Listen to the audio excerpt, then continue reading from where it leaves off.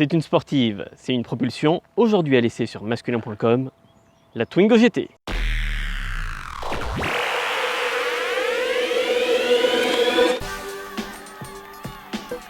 Elle est plutôt mignonne, cette Twingo GT.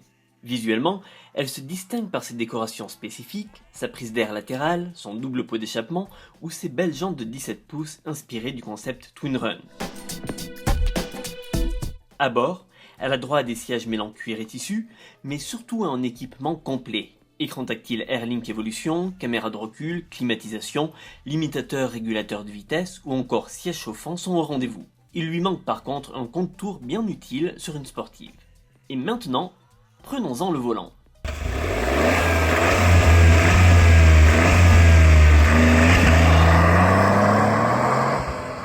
La Twingo GT a été conçue en partenariat avec Renault Sport. Alors il y a un peu de Renault Sport à l'intérieur, on sent que les suspensions sont assez fermes, limite un peu raides comme la justice.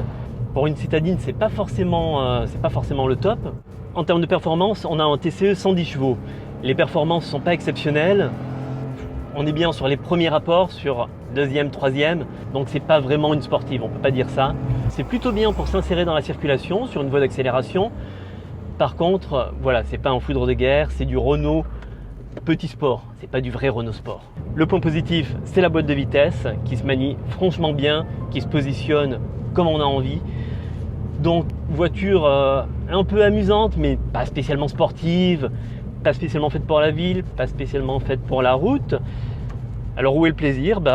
Essayez-la, elle arrivera à convaincre certaines personnes. Nous on est un peu mitigés, c'est une voiture sympa pour sortir le week-end, voilà. Petite version décapotable, ça ferait plaisir. Allez, à bientôt sur masculin.com.